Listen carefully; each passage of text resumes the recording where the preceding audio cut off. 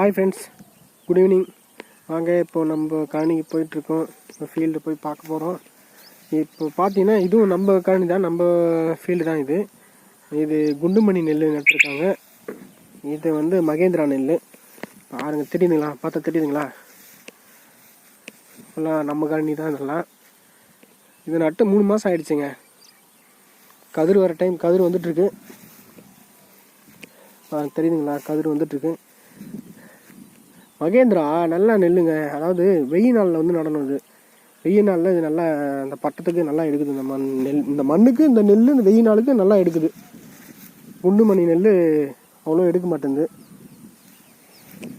பாருங்கள், தெரியுதுங்களா? ஃபுல்லாக தெரியுதுங்களா?